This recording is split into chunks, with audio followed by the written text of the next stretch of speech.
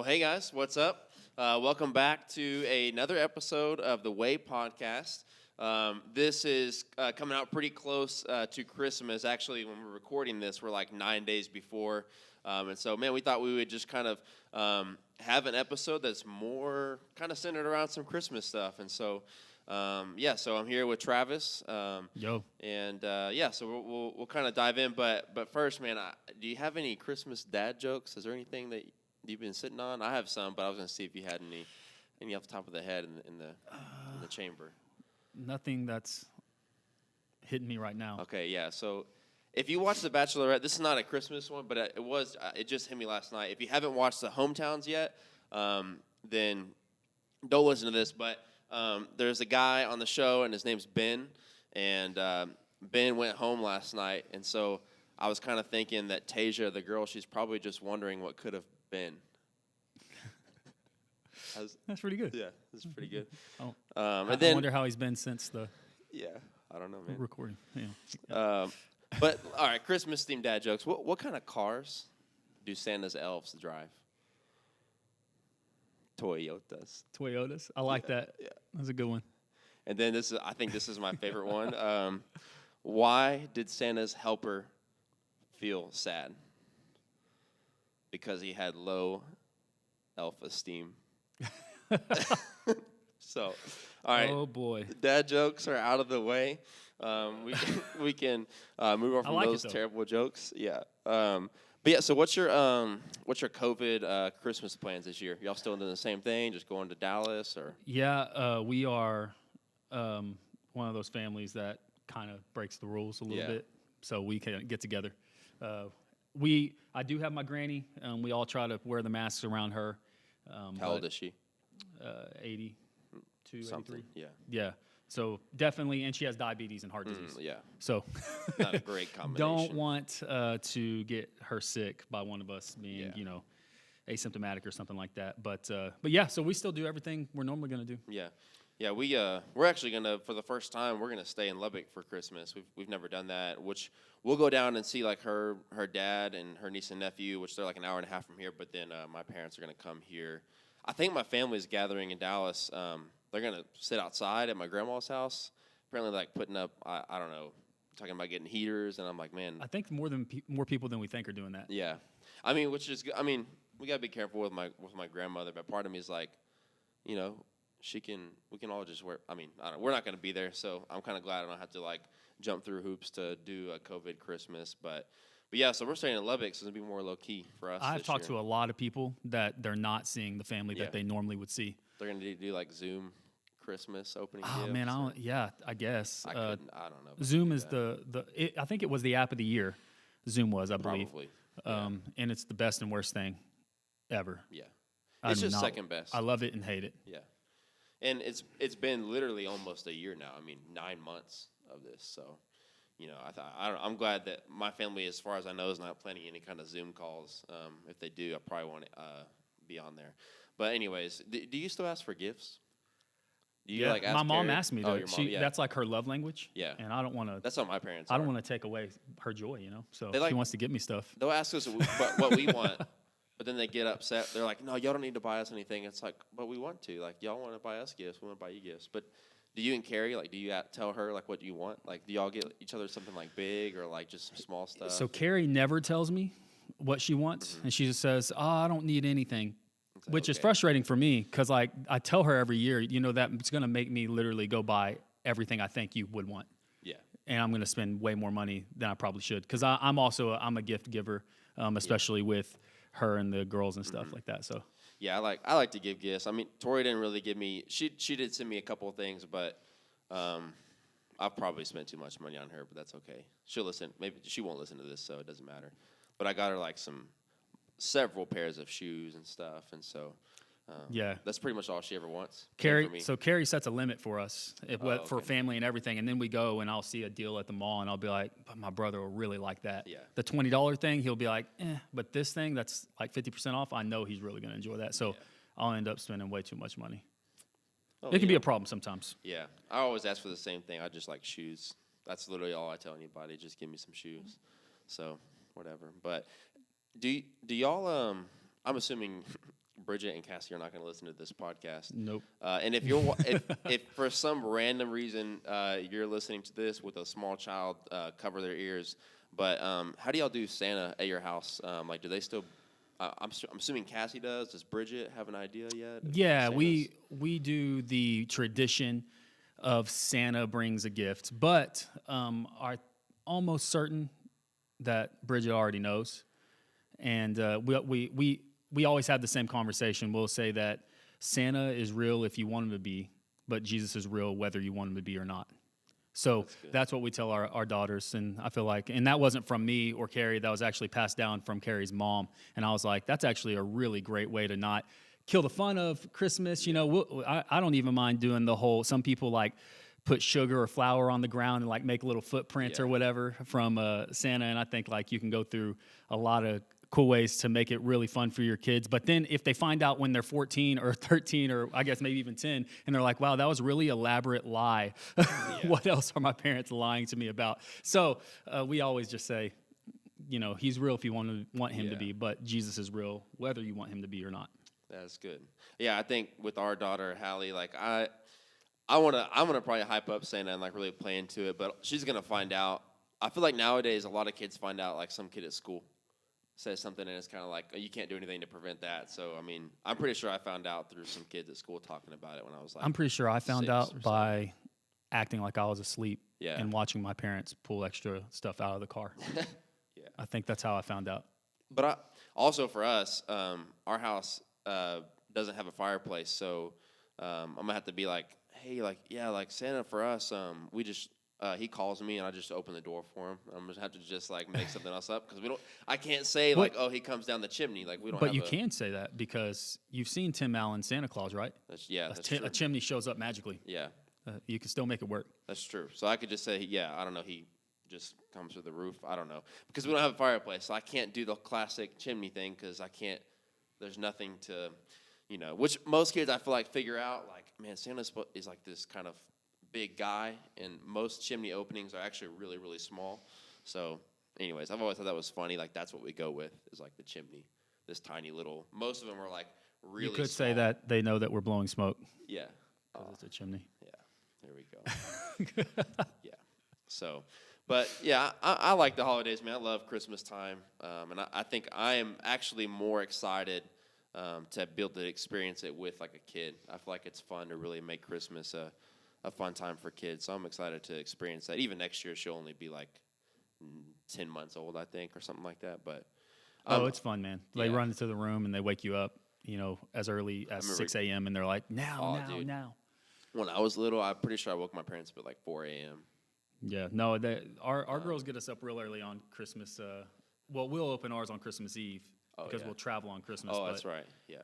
But yeah, I mean, it's a fun thing whenever you have kids, especially. So yeah, I'm excited for that. But anyways, enough of the kind of just those questions. But kind of diving in to I guess what we'll be spending the majority of the time with this episode is, you know, one of the big things during the holidays is that minus this year might be a little bit different is that we all experience, you know, this gathering together of family. And again, it's probably going to be a little different because of COVID for some people, but usually for a lot of people, you see family that maybe you don't get to see often, like aunts and uncles and cousins and in-laws, and you might see them maybe twice a year at like Thanksgiving and Christmas or, you know, some other random thing.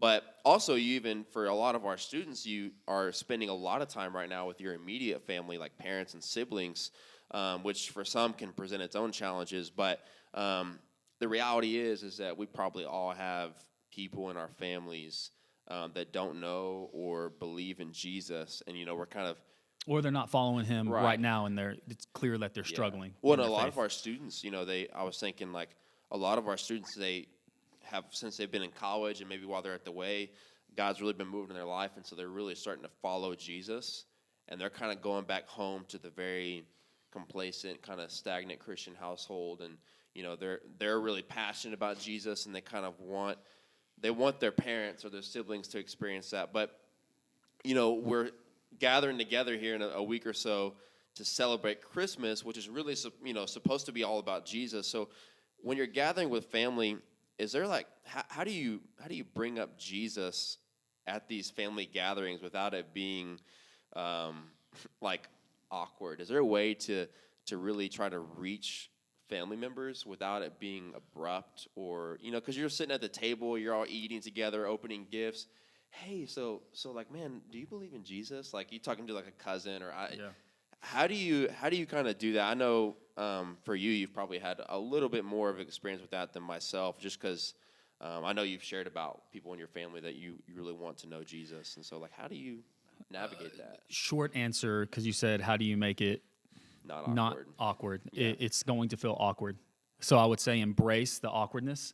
But there are some practical things as well. But you got to embrace the awkwardness. It's uncomfortable for a lot of reasons, right? I think that one, and this is true for you and your family as well. Yeah. Anytime you're having a spiritual conversation, man, like your parents, they know you.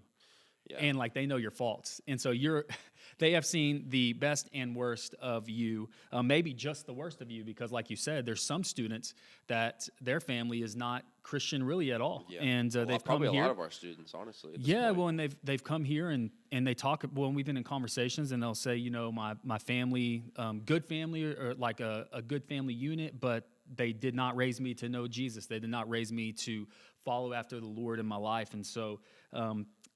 It's a tough thing to come through, because now you're hitting them and they feel like, man, are you coming at me? Almost, it's a weird thing. It's like, oh, you're all spiritual now. Yeah, like, you've oh, so, changed. oh, Yeah. you're high and mighty. Oh, yeah.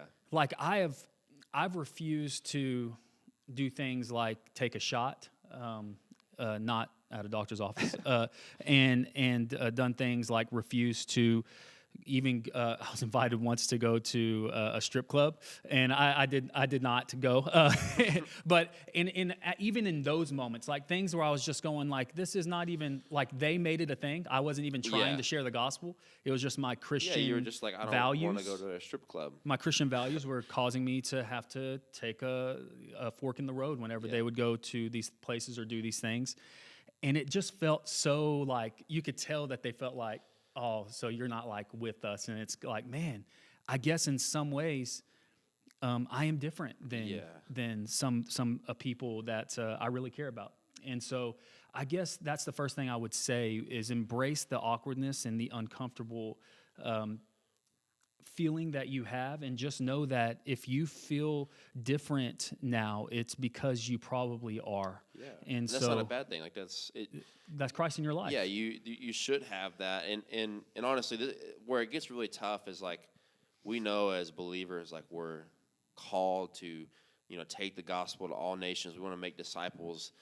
And it almost seems like for some reason it is almost most uncomfortable with our family, when people that have seen us for years and years. Because I think if I'm being honest, like, it would actually be easier, or it is easier for me to share the gospel with a stranger or with a college student than it is, like, for example, I have like an uncle in my family that I'm not really sure where he's at, and I think it'd be way more uncomfortable to share with him than it would be just, again, one of our students or a stranger or whatever it may be. By far. Yeah. And I would say that just because you and I are ministers, or because I have college pastor is my title, that doesn't make it easier when I'm with my family. I'm just Travis with them. It almost makes it kind of more weird, because like, they all know you're the pastor. Yeah, and so, but a couple of things that I've done that I've found to be helpful is whenever we will pray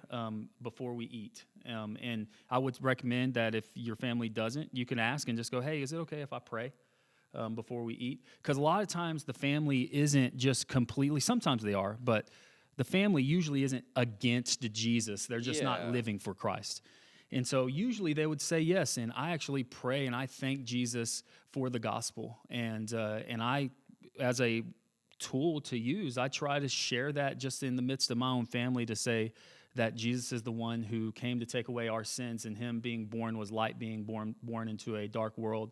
And I'll thank him for the fact of what Christmas is supposed to be. I'll go back to, because Christmas is such a great, well, I mean, that's the holiday. Yeah. I mean, it's supposed to be, and we made it something else. We'll talk about that here in a little bit. So I'll pray the gospel whenever we we gather at Christmas.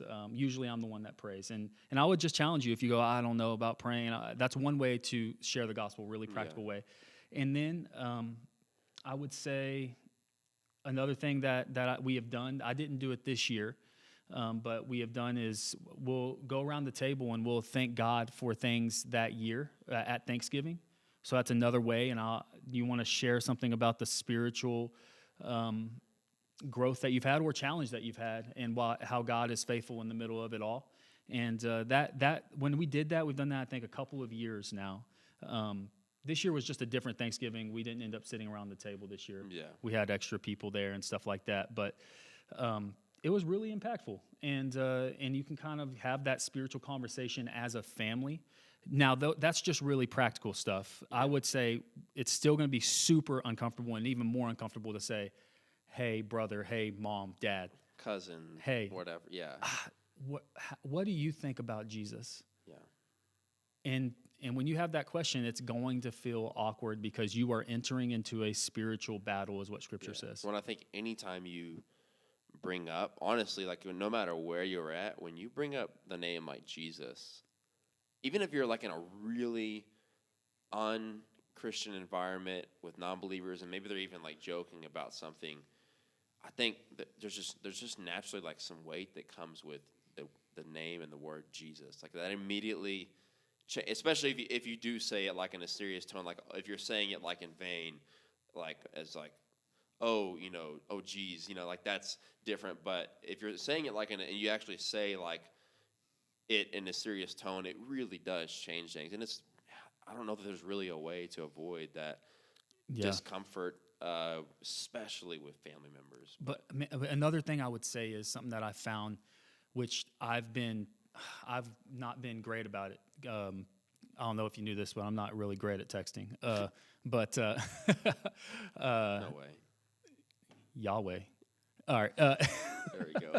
Mid-podcast. But hey, have there to. It is. One of the things I found that was really impactful that led me to multiple spiritual conversations that I didn't plan on was I started a text group with a few people in my family and said, hey, I'm leading this devotional thing with my church. Would you want to join? And then in addition to that, they said yes. And they all were like, cool, yeah, I'd love to do that. Was it like a long time ago, or was this recent? Or? Last 2 years. Yeah. No, that was in 2020. So, you're talking about like when 2020's been a long decade. When you were like the ones on Facebook from our church, is that what you're talking about, or no? Like we every minister that was called right. staff. Yeah. And I invited some people in my family to join, and I wasn't trying to like convert them or something. I was just like, hey, would y'all want to join this with me? And I found I had a couple of really key conversations with people in my family about Jesus as I was saying, hey, I'm praying for y'all today. Hey, I'm just if there's anything y'all need, let me know. I'm lifting you up in prayer, though.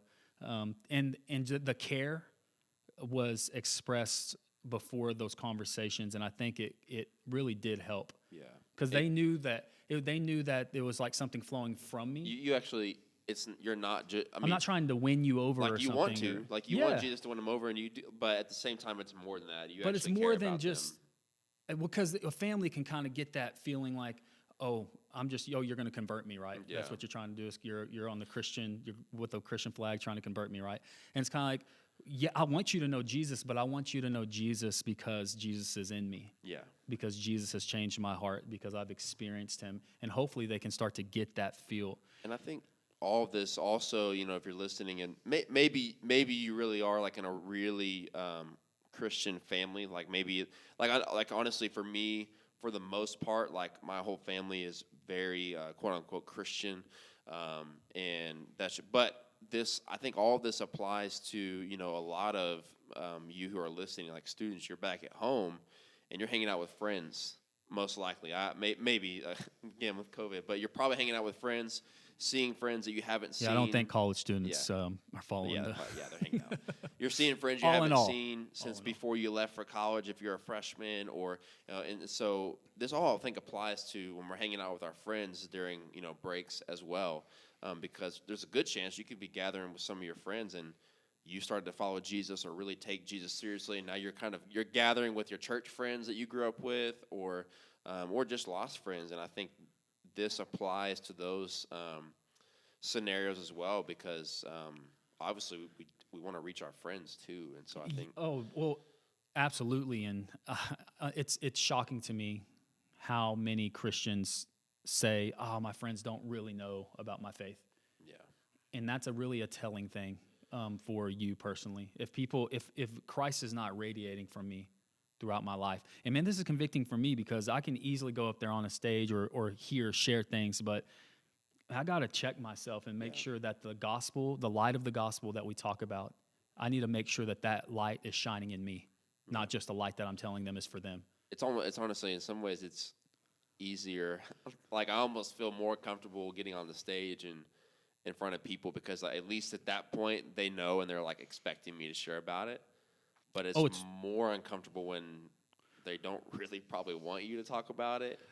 And I agree to an extent, but Yeah, because of social anxiety, right. it's a little different for me.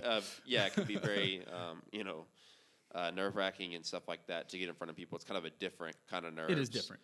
I would almost rather experience that, though, sometimes than, not the anxiety part, but, like, then, again, the one-on-one or, you in a group and you kind of bring up Jesus. And honestly, I think with your friends, if you're hanging out with your friend group, there's really, again, it's probably going to just be uncomfortable. And I know that's not extremely helpful, but also I think in some ways it could be helpful just to know that if it's uncomfortable, you're probably doing it right. If you're coming across really abrupt and like judgmental, then you're not doing it right. But if you're just, bringing up Jesus around your friends or your family because you love and you care about them, that's going to be uncomfortable, and that, again, you're probably doing it right.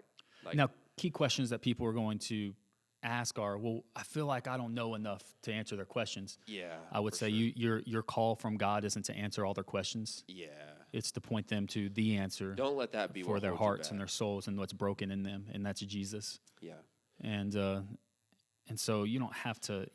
None of us know all the answers. Yeah. Well, I've got one of my best friends for New Year's weekend. He's going to come and stay with us for a couple of days so we can hang out. And he's not a believer anymore, and so I know we're going to have probably some conversations about it. And like we've talked about it a lot, him and I. And like I don't have all the answers to his questions. I have some, but sometimes you have to just let God lead that and engage, even if you don't know all the answers, because it's really okay. Like, here's what I would tell you is I promise you, God does not need you to know anything except the gospel. Now, is it good to know stuff, and do we want to have the answers? And sometimes maybe we will, but God doesn't need you to have all the answers. He really doesn't. Like and I think we sometimes almost, as silly as it seems, like we forget that. Like we think that we have to know everything, but I promise you, like that is like God does not need you to have all these eloquent answers to everything your family or friend responds with. He just doesn't. Well, and I'll also say this: usually, when you share about Jesus, a lot of times people they don't know how to respond, and they don't know, but because I do believe there is a spiritual war going on in that moment, a battle going on in that moment when you bring up Christ. And a lot of times people will just kind of shut down and they won't. Usually it's not the 30, 45-minute conversation. Usually it's like a few statements that you make or some questions that you ask, and then it gets really awkward. And maybe God that has been working on that person's heart and they really open up. But I'll give one example. When I went to a barber before, the barber I go to now, he's a Christian. Joe's a Christian. Yeah. And shout out to Joe. Yeah, he's a great barber. Yeah. Look at your hair. He cuts my hair. Josh, does he cut your hair, Aaron? Does he cut your hut? I mean, I'm telling you. Me. Everybody. So many people. Tucker. Anyways, shout out to Joe. So the other guy, though, I was talking with, I would just talk with him, and I'd say, hey, man, so, like, where are you from, so-and-so? And I'd be like, yeah, I'm from Dallas area. Oh, what brought you to Lubbock? And anyway, I always would say something about, and I would try to say something about how, Christ, man, I was heading down a road where it was going to lead me to a very destructive path. But honestly, man, Jesus changed everything for me and changed my life. And anyway, I'd had multiple conversations with this barber. And then one day he was saying, man, I've been trying to get my life cleaned up, man. Like I was drinking a whole lot. And I was like, well, how much? And anyway, I was like, yeah, dude, my dad was an alcoholic. And I started having that conversation with him and shared Christ. And that was a full conversation that happened. That he only brought that up to me. And it was while other barbers were around, like cutting hair. And it was like, you could tell that they were like cutting hair, like, dang, they're having a deep conversation over there. And he was just talking to me and asking questions. That's all because he knew that faith was important to me. And he was searching for something. So he thought, man, this might be a guy I can chat with. And are you one of those people for your friend group? Yeah. Do they recognize and know that your faith really is important to you? And that's a question you got to ask. Like, and this is almost like a self-reflection thing. Like, man, like, do my family, or does my family and do my friends know me because of my heart for Jesus? And that's not like a guilt trip thing, but it might be convicting for some to, maybe, and maybe that's because it's new, and maybe you started following Jesus recently and you haven't been around those people, but make that a goal, not like in a pushy way, or just naturally, like, your heart for Jesus should be evident. And if you've been a Christian for a long time and these people know that, but they don't see your heart for Jesus and see that importance to you, that might be a sign that maybe you need to kind of reevaluate how you carry yourself around those people, and really everybody. But and that's kind of almost kind of taking away from necessarily sharing the gospel, but just looking at yourself. It's like, this holiday, when I gather with family and friends, do they already know that I'm about Jesus? Yeah, and I would just say, if you are hearing this and you're going, okay, well, how do I share with my family? Just share. Like, just pull the trigger and say, hey, what do you think about Jesus? Or you can say, hey, do you go to church anywhere or anything like that? And start talking about how God's changed your life over this semester, or what God's been doing, or a sermon that you heard that you thought was really impactful. Like, just bring it into the conversation. Look for ways to throw seed to the soil to see if something might grow from that. And maybe you'll end up having a really great conversation. I know that that's happened with me many, many, many times. And I think that's a great first question to ask. It's just kind of, and you can even, if you want, kind of acknowledge the discomfort, because it's going to be there. Like, hey, man, like, so I know this is like a little bit uncomfortable. Like, what do you think about Jesus? Like, and just ask that question, and just ask the question. Enter into it and see what they say, because it might end up being a really short discussion. You kind of share the gospel, and it's kind of uncomfortable and ends uncomfortable.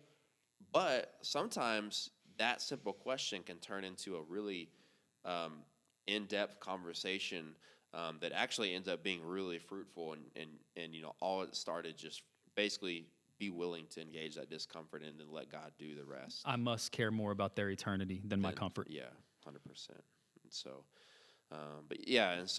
that for all of us believers, that's something for us to think about.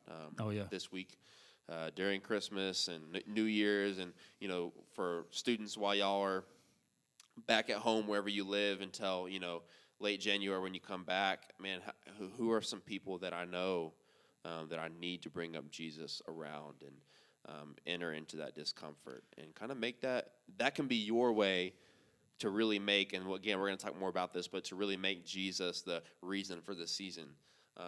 Take advantage of this time that you gather with your family or hang out with friends that you don't see except for when you're home for winter break or summer. And then I kind of wanted to just another, I guess, more serious topic is when we're talking about how we're back at home. A lot of students are at home, and a lot of our students we know come from difficult home situations, and so they have maybe already, like, now they've been home for a few weeks already, or I know a lot of students are going home right now, like this week, the week before Christmas, and they're going to be home for 2, 3, 4 weeks, and they're going back home to tough situations, whether they have really bad relationships with mom or dad or both, or siblings. What are, I guess, some things that our students could do to really either try to mend some relationships that have been rocky, or to I don't want to say just to get through, but how do you kind of coexist with a tough home situation until you can come back to college? Because that is something that I think a lot of our students face. Well, there's really, really, really broken situations. Like there's different levels. We have people. Well, like one student in our ministry, her parents are divorced, and it's a very nasty divorce, and it happened this year. And now she's going back home to see her. And by the way, she has siblings who are in like high school and stuff. that are trying to work through all this. And now the family gathering that we normally had is going to be completely shattered. So there's that kind of broken situation. And then there's the situation where you just argue with somebody. Do you have someone in your family that you just argue with? Yeah, well, like so- people can be combative and Yeah. conflict just happens. Even me and my dad, which is a little different because we have a good relationship, but we, at least the last several years, I think just as I have grown into manhood and stuff, like we butt heads a lot, and that's again something small, but I don't want to butt heads with him, and I want to try to prevent that. You don't want to butt heads because you were a butthead. Yeah, yeah. So and so there's I like that one. That was a good one. yeah. There's light ones like that, but then there's like the more serious situations, and then we also know like someone in our ministry who has a parent who has kind of left the faith a little bit, and so they're going home into that environment, and so there's tough situations. So I guess like just a couple of practical things like that maybe they could do, or how they could try to make it through these few weeks, or even if some of those relationships could be mended. What would you say? Kind of first thing, they're extremely practical, and they're not they're really a battle from within. Yeah. Whenever you have someone that's pushing your button, you have to already have resolved that you are not going to respond by lashing out, because family typically knows how to push that button that gets the worst side of us. Yeah. That there's times that I've had my button pushed around family that you'd be like, there's no way that guy is in ministry, just because I respond in a way that's sinful and not right, and I have to, and I'm continuing to learn. I've got to resolve that when the button is pushed, when I sense the same problem coming and arising again, I need to have resolved that I will not respond to that the way that I have in the past, and then I will say, when I have responded to a button being pushed, and sometimes it's just a parent saying that one thing to you, right? It's that one-liner that mom or dad says that just turns you loose, and everything shuts down, or you kind of, depending on how your personality is, you might just explode in that moment. If you find yourself exploding, whether outside or inside, I would say that is a telltale sign that there's some bitterness or something in you that you need to ask God to forgive you of. Yeah.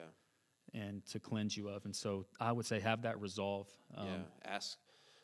Something that we can overlook is going to Jesus and saying, like, Jesus, I know that I am sometimes easily angered or quick to frustration with this person, with this family member. God, would you help me to have more grace and more forgiveness these next 3-4 weeks? That's you and I are reading this book right now. That's kind of it's the 7 Habits of Highly Effective People, and one of the things that it's talking about is to be very slow to just look at the other person and blame them. Yeah. Maybe they are at fault to an extent. Maybe that parent or that sibling or that whoever is really difficult. But first, look at me and go, okay, how can I be better in this relationship? And maybe it's something they do that they shouldn't, but still, how can I be slow to anger, slow to frustration, and look at yourself first. And maybe there's not a whole lot that you can do as far as like being better, but there's probably something before you look at them and go, it's just all them. They're just difficult. And it's kind of like, okay, maybe, but for you though, maybe sometimes you're difficult, and so just be willing to examine yourself. Yeah, and that's exactly. I completely agree. And then I would say it's difficult if somebody's going to come at you or whatever, it's difficult to do that whenever you're being served by somebody. So I would say that person that kind of annoys you, find a way to serve them, find a way to show kindness, the kindness of God to them. And with family, we do love them. It's an awkward tension because we love our family that we're right next to. Sometimes it's like, no, I have actually bitterness and hatred toward this person for a very difficult thing that happened in our relationship. But typically you have that tension of, I really love this person, like genuinely, but also they just get on my everlasting nerve. And you have got to serve that person. Yeah. And because you want to have that relationship be repaired as well. So I would say you got to serve the person. And at Christmas time, there's so many ways, I guess, practically, but I would just say, how can I specifically answer this question? this person, name the person in your mind that you know that you go back and forth with. How can you show the kindness of God and serve that person? Yeah. And a prime example, looking at Scripture, looking at Jesus with Judas, imagine for Jesus, he was fully man but also fully God, but Judas was literally on the cusp of about to betray Jesus, to turn him over, to be killed. Imagine how angering and how frustrating to know it. Jesus knew it. And I know for me, if I'm sitting across the table and I know this just a wild example, I'm sitting here recording this podcast and I know that Travis is about to go to Tommy and try to get me fired. But I got to get through this podcast. Imagine how... Did someone tell you? Yeah. No. Yeah. Imagine how frustrating and angering that would be. Well, Jesus is sitting there having a meal with Judas, and then Jesus gets down and washes his feet. That's wild, and that restraint. Which is so crazy, and I think you realize the power in that when you finally realize, man, I'm actually Judas because I have betrayed Christ. Yeah, I was in darkness, and I did not do anything for Jesus. I was against him. Yeah, but he made me alive by calling me into his kingdom, and that's the source, right? Yeah, that's the source of our ability to forgive like no one else on earth. Man, yeah, and I think, I think that's something. I think that's honestly the most practical thing that we could say as far as dealing with those people in your family is just, everything you can, fight to love them and serve them, even if they don't return it.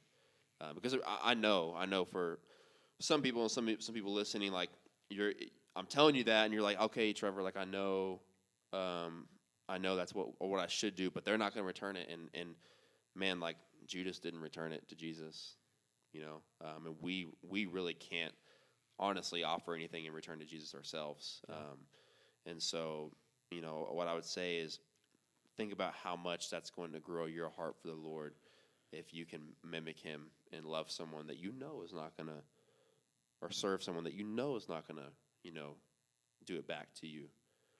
They might actually respond with, and be ugly to you. And they might actually go, you said you've been going to church, right? Yeah. Because they see a difference. They're like, yeah. Oh, man, this person's not being explosive like they normally are. It might break down some walls. Again, and this is the... Certainly will, I think. Yeah, some of those relationships that maybe... Some relationships, I guess, in some ways could be too far gone, quote unquote, meaning you may not resolve it in being at home for a few weeks, but some have been rocky for a while, and that could be a way to mend that relationship with that parent or that sibling or whatever, is love them, serve them. And that's that may not be the advice that some people want, but I think that's honestly the most practical advice we can give, is to fight for the fruits of the Spirit. And then I guess the last thing I would say, and this is true in anybody that's a combative person, a very difficult person to be around. There was a series once done called How to Hug a Vampire, and it was how to love the people that suck the life out of you. And so how do you love the vampires? You have got to come to a place where you realize that person had a battle or had some kind of pain or had some kind of struggle that led them to be the way that they are. And so usually behind the anger, the explosiveness that person has, the combativeness, there's a pain. Yeah. And I think if you remind yourself of that, you remind yourself, man, they need Jesus. And it might be a family member, and it might be a person that you're just around a lot that's difficult. Yeah. So. Well, man, I think I feel like I feel like a good place to kind of tie up the conversation. We can talk a little bit about, just kind of as we close, moving into something much less serious. Just as we are wrapping up, this is Christmas time, and we know this is coming out right before Christmas. Christmas is an interesting holiday because it is it's not in every country, but it's pretty much worldwide. And in the United States, it's almost like, I would say, I don't know what the percentage is, but I'm going to assume 75+% of Americans celebrate Christmas. But I would argue that most Americans are not really celebrating Jesus on Christmas. Yeah, I think that's a... Yeah. And so a question, there's an article I True saw. statement. the title of the article was, "Has Christmas become so worldly that Christians should no longer celebrate it?" And I think a prime example would just be like that you could go to is, it's a worldly holiday. Of it being a worldly holiday is that quite literally millions of people that don't believe in Jesus celebrate Christmas. For most companies out there, Christmas is just an opportunity to make a bunch of money. For most companies, the holidays is like their most Retail profitable. especially. Yeah, retail especially is their most profitable time of the year. So for a lot of people, Christmas is all about money. And then for most people, if we're being honest, they're most excited about getting or gifts and even giving gifts. And then also like Christmas, for the most part, honestly, it worships Santa and like that more. Like all of our Christmas songs that we love, which for the record, I love Christmas music, but most of it, it's pointing to Santa and lights and Winter Wonderland and all these things. And so this could sound like I'm being negative. I'm just saying like these are all prime examples that in a lot of ways it's a really worldly holiday. And some would say, and I've seen arguments that we won't get into for time's sake, but they would argue that Christians should no longer celebrate Christmas. Seventh-day Adventists do not celebrate Christmas. Yeah. And they're in the Christian faith. And they'll go to places in Scripture, and there's some and I think it's taken out of context. They'll go to like Isaiah and Jeremiah, where there's stuff about like don't cutting down trees, and there's all these like kind of random verses. They'll say that the Christmas tree was a pagan tradition. Right. They'll say a lot of they'll say all of Christmas. All the stuff we do for the most part is from pagan tradition, so we shouldn't celebrate it. And for me, what I would say is they're not pagan for me. So right. What the world wants to say is pagan, the Christian faith will redeem it.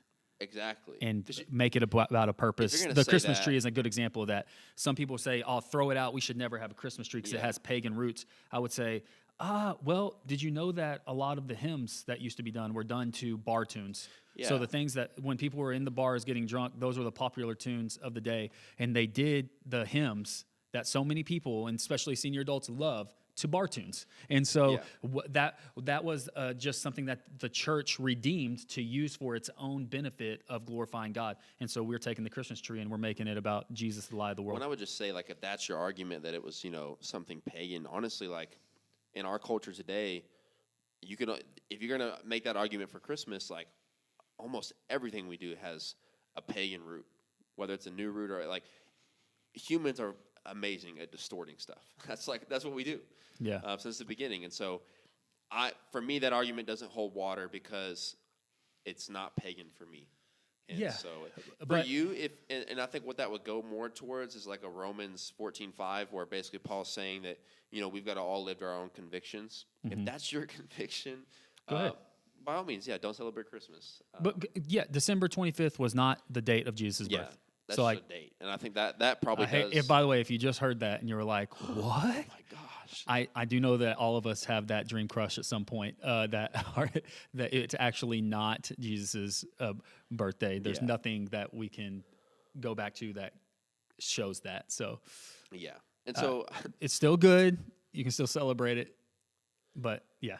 Yeah. And so I think a question we can ask, and again, just to – I love Christmas, and I'm always going to celebrate Christmas. My wife put up the lights before Thanksgiving this year because of 2020 has been a very difficult year. We put up actually I put up some lights before Thanksgiving. We put up our tree like the week of Thanksgiving. So and some people just were like, "I hate you guys." Yeah, I love Christmas. But are you a listen to Christmas music in July person? No, I can't do that. Yeah, I can't do that. I'm out. No, I like to save it for the season. Me too. I love the season for why it's here. But I'm not a Christmas in July person. Yeah. And so, but I think a question we could ask is like, if you're a believer and you want to celebrate Christmas, how can we make sure that, like I said earlier, that Jesus really is the reason for the season? I think how should a Christian celebrate Christmas? It's the Advent season. Yeah. So the Advent season is a way to every week some churches light candles or whatever just to show like Jesus is the hope of the world, and there's from a specific passage, and you go on to and you light all these candles leading up to the birth of Christ, which is the center candle usually. But some churches do that, and I would say like taking that and adapting that into your personal family. So like with us right now, we are reading through. Our children's minister gave us a little calendar. So Bridget is reading because she's learning to read right now, and so she reads the verse, and then Carrie and I talk about the importance of why that verse is about Jesus and about Christmas. And so it's like this little. You just flip open the little sheet of paper or whatever that shows that verse for the day, and Bridget loves it. So like that's a way for us to talk about Jesus every single day of the month of December. Now, if you're hearing this, don't think, oh, well, that's not for me. You can do that one day when you are a parent. I think most of you want to be a parent. And I think it's a good question for you to ask for. Like, but I know that you're not going to go get a little calendar from the children's minister and go, this isn't going to be adults, there are my really Advent great, even like on the devotional, YouVersion man. app. Yeah. On the YouVersion app, there are literally hundreds of Christmas devotionals, like Advent, where for the days or weeks leading up to Christmas, you can be studying the scripture that does talk about the birth of Jesus in Luke, and really for you in your own heart, because ultimately, like, you can't, until you have like your own family and your own household, you may not be able to really control how your whole family celebrates it. But for you in your own heart, like, is this time of the year a celebration of the birth and the coming of Jesus? And ultimately, we know that in some ways the greater celebration is his death, or it is the death and resurrection of Jesus. But in your own heart, man, how can I make sure I'm celebrating Jesus? And I think, for one, it's being in God's Word and studying those passages, and then you can, like you said, all of you listening, or most of you are going to have husbands and wives and then little kids someday, and you can set that tone for them. But then also, when you're, giving gifts to people, like, and when you're receiving gifts, kind of check your heart on that, and practice gratitude and stuff like that, and just really making sure that you're making it a point in your own heart, and then maybe for the people that you can directly kind of impact, make it about Jesus. Like you said, when if you pray at the Christmas lunch or dinner, pray and be thankful for the gospel when you pray with your family, and try to make sure that for you in your own heart, it's about Jesus, and then also if you can find ways to kind of let that bleed into your family a little bit. Awesome. And then for me, a big one that I love is, and I'm excited this year, like, is the Christmas Eve service that our church does, and then maybe a church that you're at, where you kind of gather with people and sing some Christmas songs, but also some stuff really celebrating Jesus. And so just like that time. So do you think that churches, because our church is going to close with Silent Night? For sure. It's going to happen. Yeah. And most churches will. Isn't it funny that that's like the most heartwarming song, yet it's very theologically inaccurate? Yeah. Inaccurate. That's the right word. Inaccurate, yeah. I always thought that was kind of funny. Yeah, it is. Yeah. I love that song. Like, I really do. It's like, oh man, I want to like hug my family, and I want to light. Everyone's Usually holding they up, light the their candle yeah, or whatever at churches, yeah. but I'm like, Jesus, like, was in a stable, and he was crying because he was a baby. You know that babies cry when they come. Like, Jesus wasn't like, they cry a lot. Messy, Jesus wasn't like, I am here, y'all shall bow now. That baby Jesus, all he did was wham. And anyway, so I always thought that was kind of funny. I'm not trying to crush the dreams on Silent Night. Love the song. Yeah. So all that being said, I think Christmas is awesome. Yes. Yeah. In some ways there is, it has become a very worldly holiday, and that's fair. But that being said, for a Christian, it can still be about Jesus, and you can celebrate Jesus in your own heart, and then your immediate family. And one day, you're going to be married, you have kids. For your family, be thinking, like, how am I going to make Christmas about Jesus? With that being said, I think we will wrap it up here. Merry Christmas. Yeah, Merry Christmas, guys. Happy New Year. We'll probably be back with another episode in January after the holidays. And so Merry Christmas. Thanks for listening. And hopefully some of it was some good practical stuff that y'all can take and apply to your time with family and friends over the break. So, all right. Love you guys. Love you guys. Talk to y'all later. Was it like 48 minutes?